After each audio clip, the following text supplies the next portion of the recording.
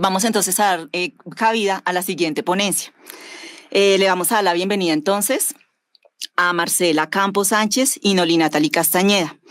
Ellas vienen con su ponencia, estudio de la mucopolisacaridosis en Uniminuto, Bogotá, una apuesta incluyente desde el modelo biopsicosocial. El perfil de la ponente Marcela Campos, ella es doctora en formación en diversidad de la Universidad de Manizales, es magistra en desarrollo educativo social de la Universidad Pedagógica Nacional, psicóloga de la Pontificia Universidad Javeriana, docente del programa de psicología rectoría Bogotá Uniminuto, colíder del grupo de investigación Estudios en Psicología Básica y Aplicada para el Desarrollo Social, coinvestigadora, cuenta con un proyecto en factores psicosociales asociados a la salud mental de niños, niñas y adolescentes en Bogotá Uniminuto, junto con la Clínica Nuestra Señora de la Paz. Es experta en estudios sobre la relación cuerpo-poderes y subjetividades y educación inclusiva. Nuestra ponente Noli Castañeda es psicóloga de la Universidad Santo Tomás, magíster en neuropsicología clínica con campo de acción en docencia universitaria e investigación. Es docente del programa de psicología de Rectoría Bogotá Corporación Universitaria Minuto de Dios. Cuenta con experiencia en el manejo de pruebas y baterías de evaluación y diagnóstico neuropsicológico para población infantil, juvenil y adulta, así como también en la enseñanza de bases biológicas del comportamiento e investigación aplicada para la caracterización y elaboración de perfiles neuropsicológicos, especialmente en personas diagnosticadas con enfermedades raras, huérfanas o poco frecuentes. Entonces, sin más preámbulos, le vamos a dar la bienvenida a nuestras ponentes con este interesante tema. Muy buenas tardes. Es un gusto para nosotras encontrarnos el día de acá para compartirles esta presentación que hemos titulado Estudio de las mucopolisacaridosis en Uniminuto, Bogotá. Una apuesta incluyente desde el modelo biopsicosocial. Les habla mi compañera Noli Natalie Castañeda Ibáñez y Marcela Campos Sánchez. Bueno, el día de hoy nosotras queremos compartir todo un trabajo que hemos venido realizando a lo largo de muchos años, más o menos desde el año 2016, que nace con un interés personal de responder a necesidades sociales desde la apuesta que tiene Uniminuto como institución y obviamente pues desde nuestra profesión, que es pues la psicología. ¿Qué es eso de enfermedades raras? Resulta que las enfermedades raras son un tipo de condiciones o de enfermedades que son poco frecuentes.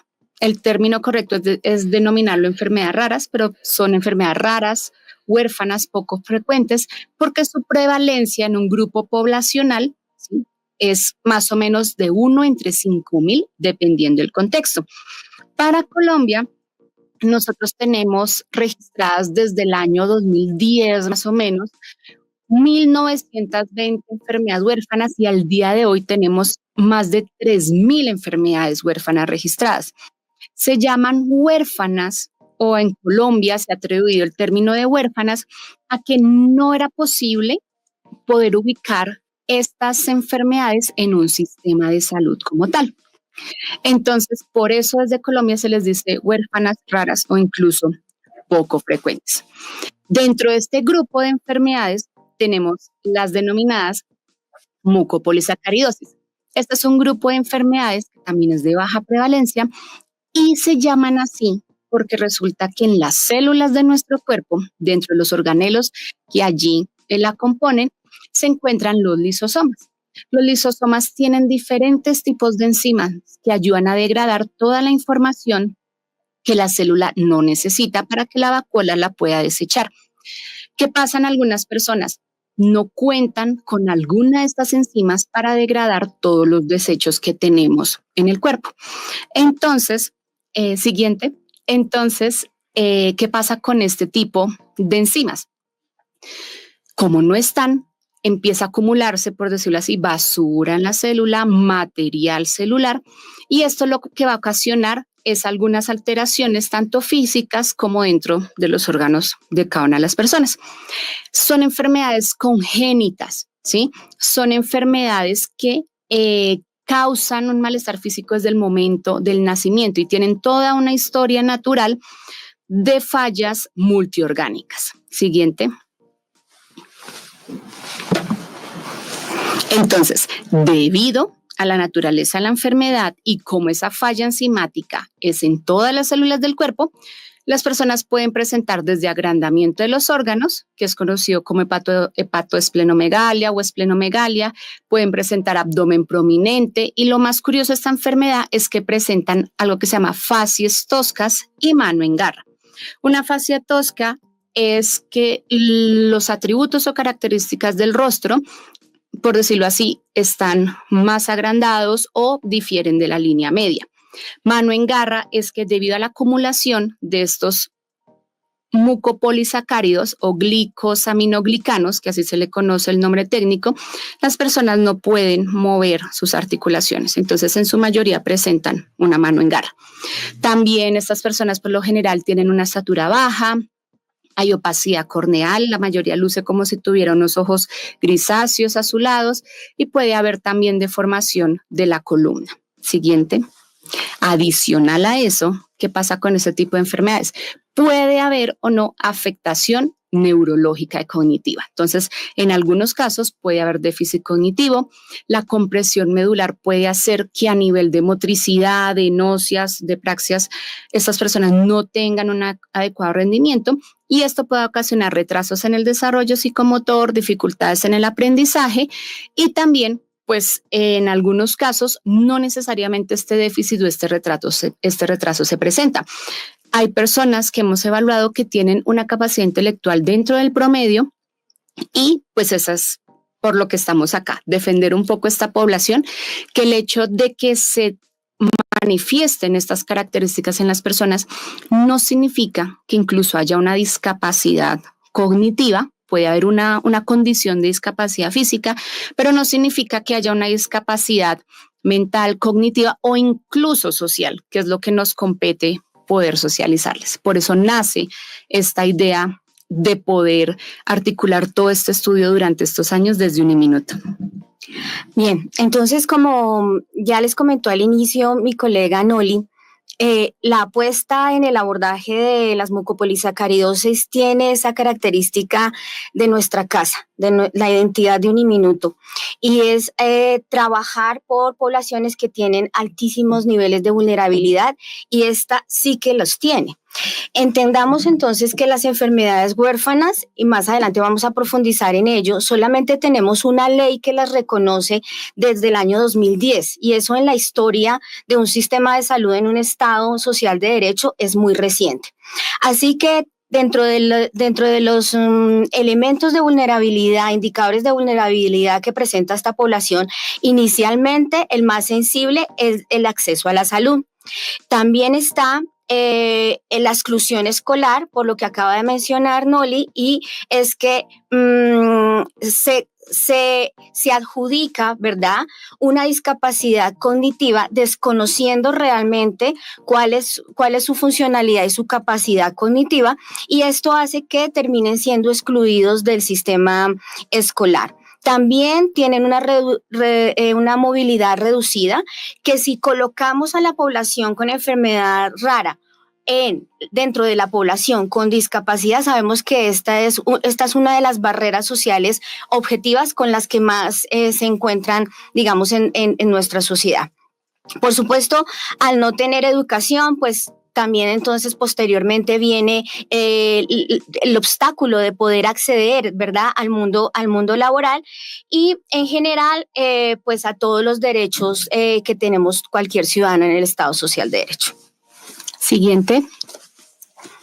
Entonces, con base en todo este recorrido histórico que llevamos haciendo desde Uniminuto, viene ese planteamiento del problema. O sea, ¿qué vamos a hacer para responder a esas necesidades sociales? Aquí es donde, como profesionales de la salud, de las ciencias naturales y sociales, de las ciencias humanas también, tenemos que empezar a trabajar de la mano de un equipo multidisciplinar. Entonces, si bien queremos atender a las necesidades que tiene esta población, es necesario que empecemos a hacer contacto con estas comunidades, con asociaciones de pacientes, y aquí es donde entra una alianza muy importante, que es con ACOPEL, la Sociedad Colombiana de Pacientes con Enfermedades de Depósito Lisosomal, que es la categoría a la que corresponden las mucopolisacaridosis.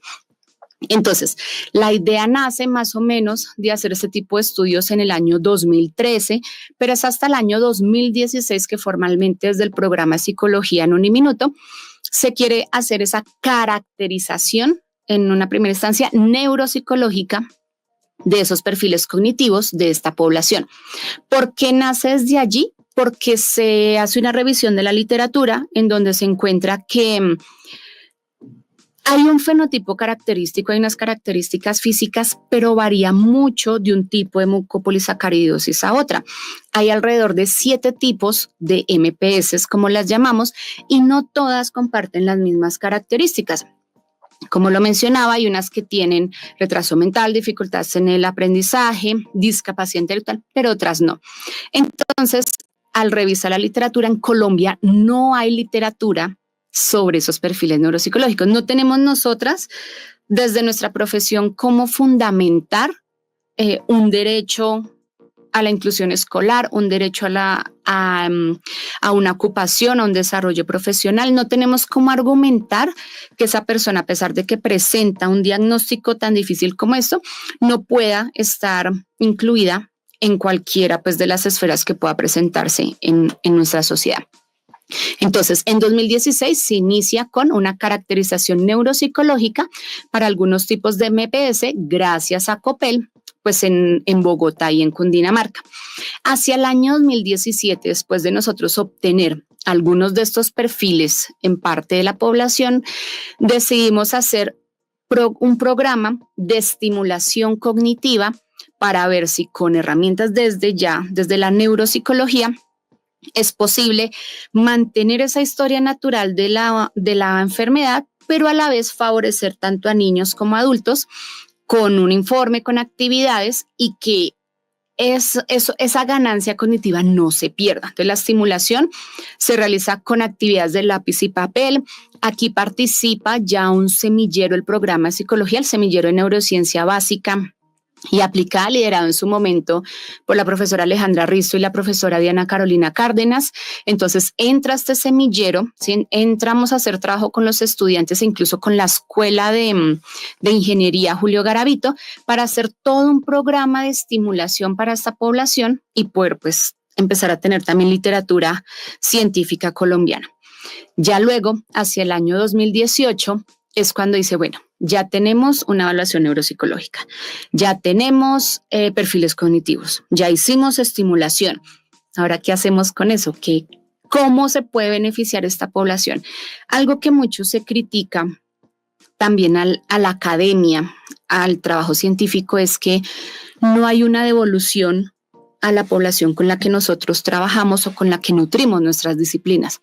Y es en el año 2018 donde en compañía de la profesora Marcela Campos, donde en compañía de la profesora Alba Paula Pedraza, decimos, bueno, ya tenemos esta información, ya tenemos estos reportes, trabajemos por las necesidades educativas de estos niños, que es donde más se van a favorecer de la evaluación y de la estimulación, sobre todo para que no sean excluidos del contexto escolar. Y aquí es donde empezamos a hacer un trabajo conjunto, neuropsicología, neurociencia básica, psicología social comunitaria. Y bueno, profe, ¿cómo fue para ti esa experiencia de 2018 en adelante con el proyecto? La pregunta le da sentido al título que le colocamos a esta presentación, y es que nosotras en ese encuentro lo que hemos descubierto es que el modelo biopsicosocial nos permite realmente desarrollar un ejercicio pleno de inclusión para esta población. Fue el encuentro entonces de la base biológica del comportamiento y la base sociocultural del comportamiento en el estudio y en la intervención de las enfermedades huérfanas, específicamente, como ya han escuchado, mucopolisacaridosis. Y precisamente esa pregunta de ¿Qué genera para un profesional en psicología acercarse tal vez a una línea en donde no fue formado? Porque hagamos la aclaración, y es así como nosotros lo vivimos, no todos somos formados en las dos formas de entender el comportamiento, lo biológico y lo sociocultural. Entonces ha sido un proceso de mutuo aprendizaje, de ampliar la mirada epistemológica, de mover las fronteras metodológicas, y aquí hemos salido ganando tanto las poblaciones como nosotras en nuestra formación continua. Ahí también es cuando, bueno, después de cómo hacer esta alianza, de empezar a trabajar en conjunto, se vienen otras necesidades. Si bien el proyecto está orientado primero como a esas necesidades cognitivas, de inclusión laboral, de inclusión social, nos dimos cuenta que esta población tiene un pilar fundamental y son sus cuidadores, ¿sí? ¿Quién cuida a ese cuidador? ¿Qué pasa con esa mamá, ese papá, ese hermano, ese primo, esa abuelita que cuida a un niño, una niña, un adolescente, un adulto con este tipo de enfermedades? Entonces, ya hacia 2020 es cuando, al identificar, claro, ya más desde un componente sociocultural, ¿sí? ¿Qué pasa con esta población? Es cuando se decide entonces también nutrir la literatura científica colombiana, realizando esa primera caracterización de la vulnerabilidad psicosocial de estos cuidadores. ¿Qué encontramos allí? Claro, hay un cansancio del cuidador, hay una cuidadora quemada, hay familiares que prácticamente su trabajo, su proyecto de vida se vuelve su hijo, su primo, su esposo, ¿sí? Su paciente. Y es donde nos empezamos a dar cuenta de todos unos riesgos de esa vulnerabilidad a nivel psicológico que presenta esta población. Cuando ya decidimos formalizar de pronto este estudio, viene pandemia. Y es en pandemia con una serie de violencias, desgaste en cuidado, escasez económica, pocas opciones laborales, que nos empezamos a dar cuenta que estos cuidadores y cuidadoras necesitan una atención también desde el componente psicológico. Y algo curioso que notamos es que en su mayoría estos cuidadores de esta población son mujeres, madres, cabeza de hogar. Entonces es una población a la que decimos darle cuidado, y es en lo que venimos trabajando hacia el año 2024. Así es, entonces este es el recorrido que hemos hecho hasta ahora. Podemos avanzar. Y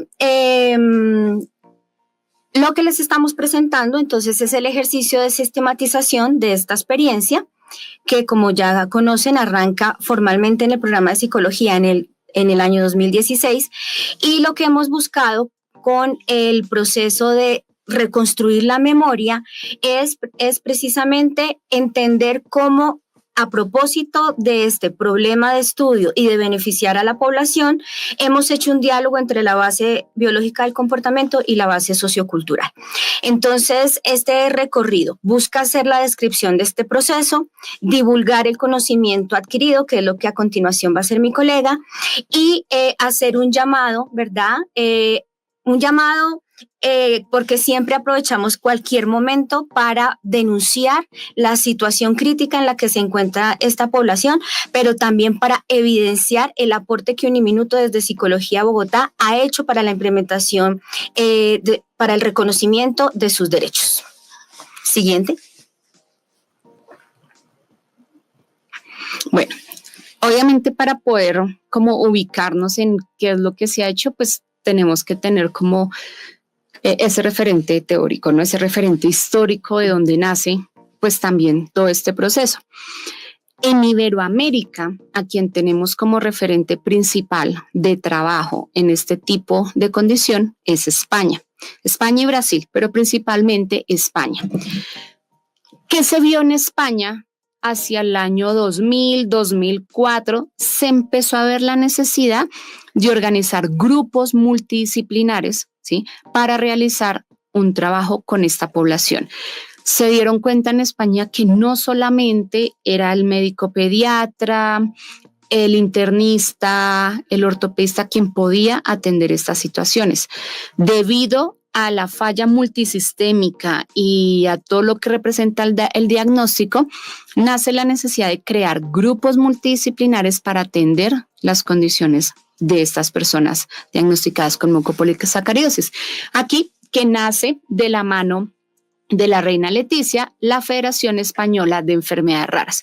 Prácticamente España es la que nos da la pauta en el trabajo organizado con pacientes más allá de la clínica para dar paso a la comunidad, ¿sí? Y al trabajo con cuidadores. Entonces, no es solamente centrarnos en la relación paciente-investigador o desde la academia hacia lo clínico, sino, bueno, ¿cómo podemos empezar a organizar redes de trabajo que nos permitan atender a esas necesidades de esta población? Siguiente. Y en Colombia, entonces, se empieza a tomar este modelo para poder hacer una atención en grupos multidisciplinares, pero desde las profesiones en salud. ¿Qué pasa en Colombia? Después de que España lidera, por decirlo así, la batuta en el estudio de estas enfermedades, en Colombia, ¿sí?, se empieza a crear la preocupación por poder establecer los derechos y los deberes de esta población. Uno de los referentes más importantes, o que al menos desde la literatura se encuentra, es Harry Pachajoa. Él es un médico del Valle del Cauca quien se ha encargado primero de recoger toda esa historia, ¿sí?, sociocultural de las MPS en el país. Incluso ha trabajado con poblaciones precolombinas, ¿sí?, del país, para poder entender, pues, cómo se gesta este tipo de diagnósticos o cómo se gesta, ¿sí?, la resolución de necesidades o cómo es esa relación cuidador-paciente, y pues empezar a construir nuestra historia natural de la enfermedad. También en Colombia, representantes desde la neurología, por supuesto, que es la doctora Marta Solano, quien desde la Fundación Cardioinfantil ha liderado muchos procesos de investigación y ensayos clínicos para poder buscar otras alternativas de tratamiento. Como esta es una enfermedad congénita, como es una enfermedad que no tiene cura, dentro de los tratamientos que tiene esta enfermedad es una terapia de reemplazo enzimático. Esta terapia lo que hace es prácticamente ponerle a la persona la enzima que le hace falta. Esta terapia de reemplazo enzimático es demasiado costosa, pero gracias al constante trabajo de ella, de las organizaciones de pacientes, también de la Federación Colombiana de Enfermedades Huérfanas, se ha logrado establecer una serie de leyes, de decretos y de derechos para que al menos este tratamiento, que es tan vital, no sea quitado de esta población, ya que incluso desde el trabajo que se viene haciendo en España ya se tiene establecido el Día Mundial de Enfermedades Raras, que corresponde precisamente en el mes de febrero, que es el mes que tiene un día raro o que es el mes diferente a los demás. Entonces celebramos todos los 29 de febrero, pues el Día Mundial de las Enfermedades Raras. Pero todo este componente histórico es para entender un poco de cómo es de importante trabajar en equipo, no solo desde profesiones desde la salud, sino realizar un trabajo interdisciplinario. Y precisamente eso es lo que nos permite dar cuenta en la siguiente diapositiva, por favor, de el modelo biopsicosocial. Entonces, se considera que este modelo es reciente, y reciente es que en la literatura lo ubicamos en los años 70.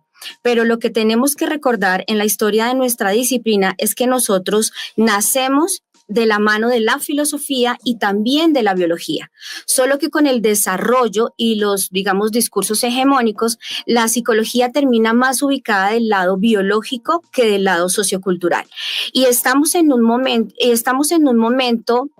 digamos, que lo podemos ubicar, ¿no?, en línea de tiempo, en la segunda mitad del siglo XX, en un llamado de nuestra comunidad científica de que debemos nuevamente poner en diálogo lo que una vez estuvo unido y olvidamos: lo biológico, lo psicológico y lo sociológico. Aclarando que la idea no es que esté ninguno a la sombra del otro, sino que, como hemos insistido, se trabaje inter y multidisciplinariamente, y sobre todo de la mano de las comunidades. Esto deviene del modelo de salud mental comunitaria, en donde la comunidad no se ve ya solo como el lugar en donde surgen los problemas, sino el lugar en donde se pueden trabajar y transformar las realidades sociales, ¿verdad? Entonces, como ya mencionamos, esa ha sido nuestra apuesta, porque usualmente siempre que hablamos de enfermedad en salud, ¿no? Siempre lo ubicamos en el lado biológico y entendemos que nosotros somos un ser de muchas dimensiones integrales. Ahora, para poder ubicar eso en nuestro contexto colombiano, pues es este tipo de trabajo, pues la idea es que pueda ser reconocido en un formato o en una forma en que todos puedan acceder a este conocimiento. Entonces, la investigación lo que nos ha permitido es poder dar cuenta de cuál es ese referente histórico, teórico que se ha hecho hasta el momento, y bueno, cuáles son las apuestas por las que Uniminuto, ¿sí?, está trabajando para seguir beneficiando a esta población. Entonces, los referentes en la literatura siempre van a ser importantes en la medida en que pueda tenerse una base con que trabajar. Lo interesante de esta transformación, ¿sí?, del conocimiento y de todo este trabajo con el modelo biopsicosocial, pues es la ganancia que nos deja tanto a nivel académico, pero también la ganancia que le deja a las comunidades.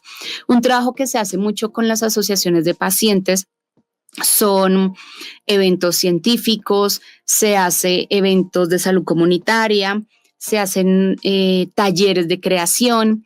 Algo muy chévere, importante rescatar, por ejemplo, en ACOPEL, que es la asociación con la que hemos venido trabajando a lo largo de todos estos años, es que se pudo establecer un vínculo no solo a nivel de investigación, sino de prácticas profesionales. Entonces, en ACOPEL iniciamos teniendo prácticas profesionales en investigación, pasamos a prácticas profesionales en psicología social comunitaria, pasamos a hacer prácticas en psicología educativa, hasta el punto de que incluso muchos de nuestros egresados del programa de psicología han trabajado en ACOPEL con el fin de seguir manteniendo derechos, deberes y trabajando en pro, pues, de esta población. Y algo muy bonito que tiene la organización, que se creó junto con la comunidad, con las necesidades de las cuidadoras, con los pacientes, con las profes, fue los llamados espacios de respiro. ¿Te acuerdas de esos espacios de respiro? Sí, comienza por la pregunta, precisamente por la salud mental, tanto de los pacientes como de sus cuidadoras.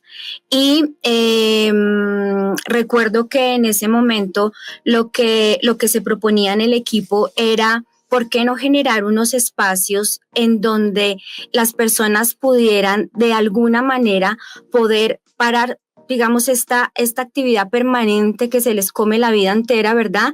Y desarrollar otro tipo de actividades que les generaran bienestar emocional. Uh-huh.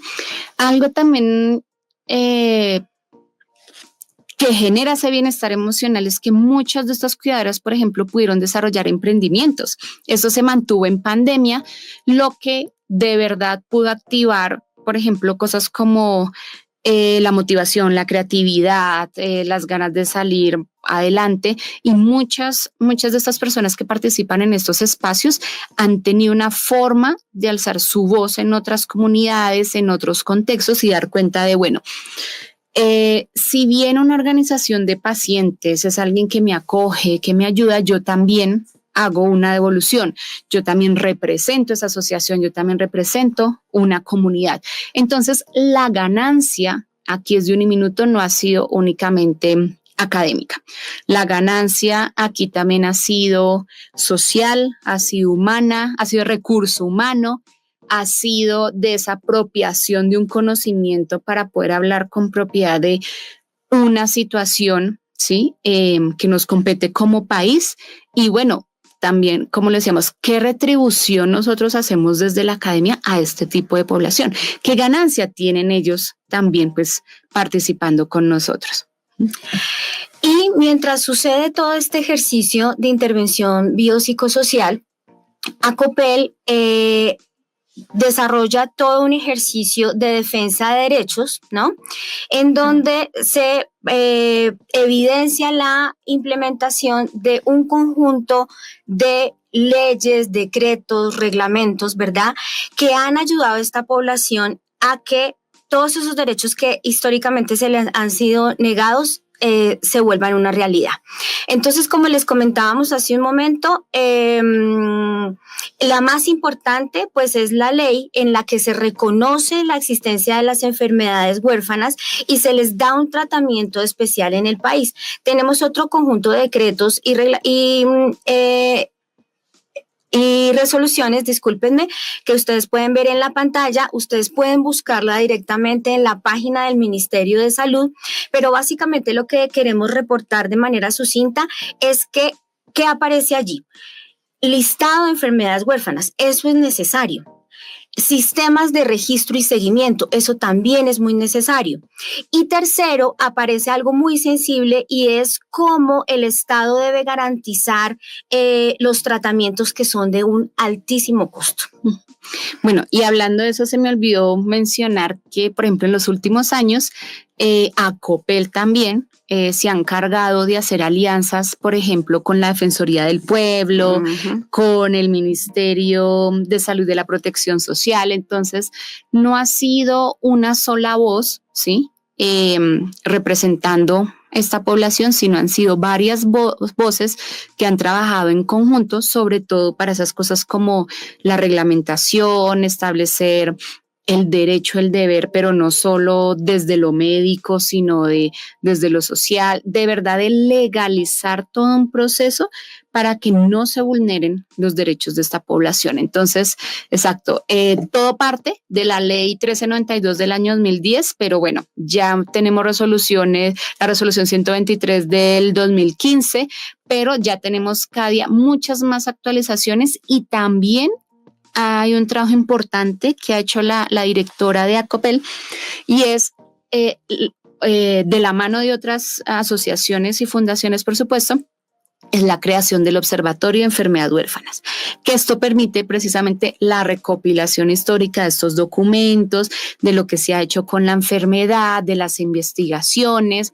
recopilar toda una lista de profesionales que trabajan con ellos con el fin pues de mantener esa historia y seguir trabajando en pro de, bueno, ¿qué más hay que hacer con esta población? Entonces, se rescata ese trabajo como parte de todo un proceso integrativo del derecho, de la psicología social comunitaria, de profesiones de la salud, desde medicina, y que también pues da voz a esos cuidadores y a sus pacientes.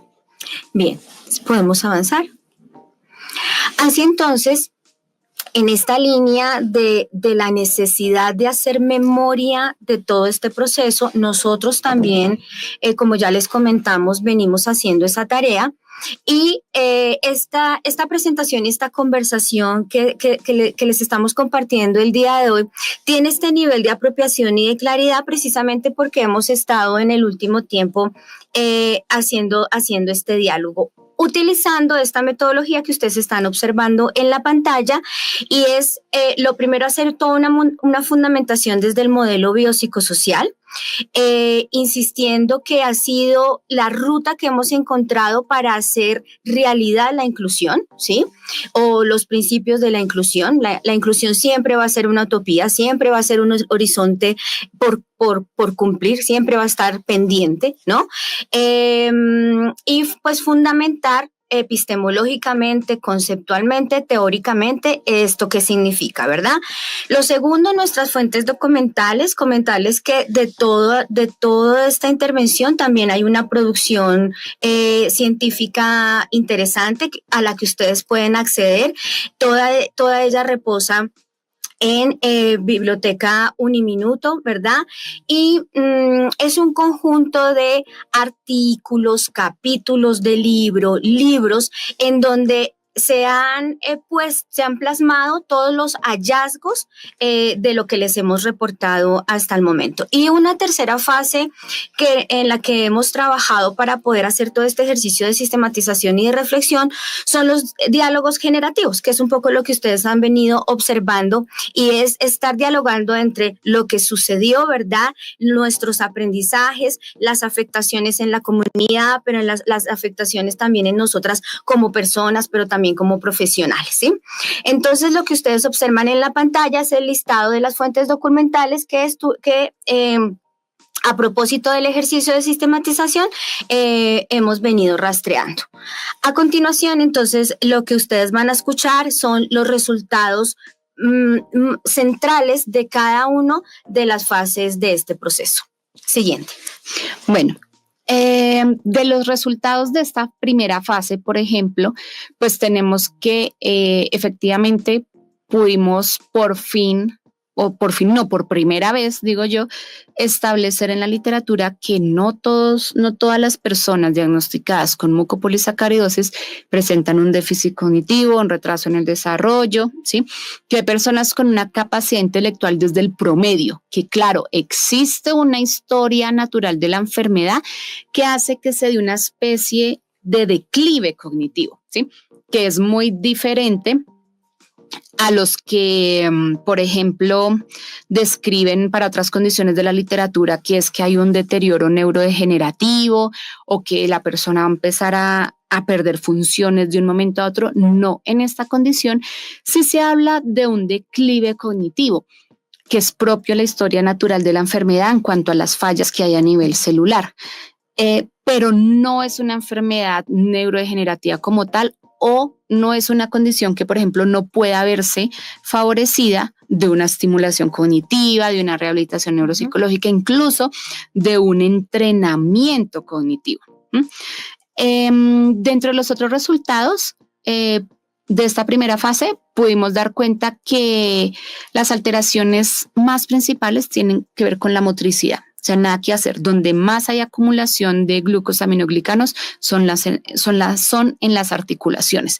Entonces, por ejemplo, un niño en fase escolar que lo obliguen a utilizar el lápiz, que lo obliguen a tomar dictados, es imposible para esta población. Entonces, parte de los resultados de esta primera fase fue poder decir, ok, ¿cuál sería ese plan de ajustes razonables en una institución para que este niño pueda continuar su aprendizaje, pero que no sea obligado, por ejemplo, a utilizar un lápiz, sino que en vez de utilizar un lápiz use una tablet, que en vez de, por ejemplo, de tomar dictado todo el tiempo, le permitan grabar, le permitan usar videos? De verdad que fue un proceso de construcción académica y profesional interesante. Yo creo que esta primera fase me retó a conformar un grupo de trabajo en el cual pudiera basarme, pudiera llenarme de conocimiento para construir entre todas una solución a esto, ¿sí? Sobre todo esa primera parte. O sea, no era solo obtener el perfil, sino bueno, tenemos el perfil, pero ¿cómo les vamos a ayudar? Que es algo que lastimosamente no todos los profesionales hacen. Estamos acostumbrados diariamente a recibir un diagnóstico y si algo la explicación del diagnóstico, pero no nos dan una recomendación, no hay como un trabajo colaborativo, no hay de pronto una guía de dónde puedes buscar esto para mejorar, qué puedes hacer para detener ese declive, ¿sí? No es muy común encontrarlo en la cotidianidad de una relación paciente-profesional o en un tipo de este tipo de proyectos de investigación. Siguiente.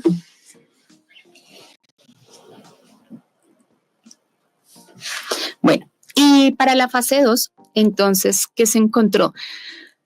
Que con base ya en este perfil fue posible diseñar un protocolo de estimulación cognitiva. Algo muy interesante de esta segunda fase fue incluir más estudiantes de psicología para que ayudaran a todo este proceso de diseño, creación e implementación de las actividades. ¿Por qué digo que esta fase de pronto un plus fue incluir a los estudiantes? Porque el estudiante tiende a ser más creativo, tiende a tener una mirada menos disciplinante. El estudiante es curioso, busca el conocimiento, busca en su manera hacer las cosas diferentes, y yo creo que el grupo de estudiantes que tuvimos nos ayudó demasiado no solo a la implementación de las actividades, sino pongámonos en el papel de los pacientes y qué podemos hacer con ellos. Entonces, esa práctica profesional, esa práctica estudiantil nos permitió pasar del campo clínico a pasar al campo educativo, a pasar al campo social, y con ellos construir en conjunto y poder aportar. Este programa de estimulación cognitiva, como base tenía tareas de lápiz y papel, pero también por intereses personales de algunos estudiantes, incluso de una profesora, se dijo, ¿por qué no hacemos música en terapia? De que por lo general lo llamamos musicoterapia, pero buscando un poco en la literatura, el término correcto sería utilizar la música para la terapia. Y fue espectacular porque también muchos de los pacientes que asistieron a este proceso de estimulación cognitiva les gustaba cantar o tenían habilidades de canto, de tocar algún instrumento a pesar de su baja movilidad. Entonces fue muy chévere expandir también ese horizonte académico y darse la oportunidad de trabajar en otras cosas. Y otro componente que tuvo este programa de estimulación cognitiva fue el neurofeedback, que nos apoyó la Escuela Colombiana de Ingeniería Julio Garavito con un semillero de investigación en donde nos aportaron el uso de la tecnología para poder hacer registros a nivel de procesos cognitivos como de atención y memoria, y mirar en verdad si las tareas que se proponían para esa población en su momento podían estimular a nivel cerebral. Entonces fue una fase muy grande, fue una fase muy importante en donde como resultado nos motivó a continuar una tercera fase para pasar todo eso que se había aprendido, que se había estimulado, ya a un contexto más social, más personal, más comunitario, más en su vida diaria, ¿sí? Porque la estimulación puede quedarse en la habitación, en el salón, en la realización de la tarea, pero ¿cómo llevaban ellos eso a su vida cotidiana? Siguiente. Y es ahí en donde en la fase 3, como lo comentábamos con la profesora, lo que hicimos fue un acompañamiento sobre todo a niños y adolescentes que estaban teniendo problemas en sus instituciones educativas. Algo curioso es que muchas de las instituciones del distrito en Colombia tienen programa de inclusión o un plan de ajustes razonables, pero nos encontramos con que muchas instituciones no saben cómo utilizar un aula de inclusión, no saben cómo dar una orientación a un maestro, a un estudiante que tenga la necesidad de estar en el aula de inclusión o que se le puedan hacer los ajustes. Nos encontramos con instituciones de educación en donde no tenían ni idea cuál era el diagnóstico de estos niños o niñas, y tuvimos que hacer todo un acompañamiento nosotras que requirió mucha psicoeducación, sobre todo psicoeducación en el diagnóstico. Hacer grupos de trabajo con rectora del colegio, con coordinadores, con psicólogos orientadores y profesores, explicarles en un primer momento la enfermedad, ¿verdad? Cuáles eran las características de la enfermedad, qué presentaba este niño o esta niña, socializar todo el informe de evaluación neuropsicológica y después decir, ok, con base en esto, sugerimos, ¿sí?, que se puede trabajar con ellos de esta manera o les recomendamos, ¿sí?, el trabajo con estos niños y niñas de esta manera. Dentro de tu experiencia, ¿cuál de todos esos casos te llamó la atención? Cuando te refieres a la fase a la que fuimos a los colegios, a mí me llamó la atención un caso y fue que nos encontramos que aunque ellos no sabían de la enfermedad, no tenían mucha claridad sobre la política de inclusión educativa, no tenían claridad sobre educación inclusiva, el solo hecho de mirar a estos niños y a sus familias con respeto, ¿verdad?, con ética del cuidado del otro, hacía que estos niños experimentaran un ambiente escolar incluyente. Entonces, por eso me llamó la atención, porque una de las conclusiones a las que nosotros llegamos y que reflexionábamos en su momento es, no es necesario que sepan neuropsicológicamente el funcionamiento o sobre políticas. Cuando tenemos una actitud de respeto por la otredad, por ese otro que percibimos diferente, ese otro despliega su potencialidad, que es una de las conclusiones de este ejercicio. Y mira que en resultados ya de la fase 4, eso es lo que nos está pasando incluso con las cuidadoras. Ya logramos hacer un proceso de identificación, de conocer su percepción de lo que es ser cuidadora, ¿sí? Estamos trabajando en el concepto de lo que para ellas es resiliencia y estamos llegando con estos trabajos con las cuidadoras a eso mismo que refieres de esta población en fase 3.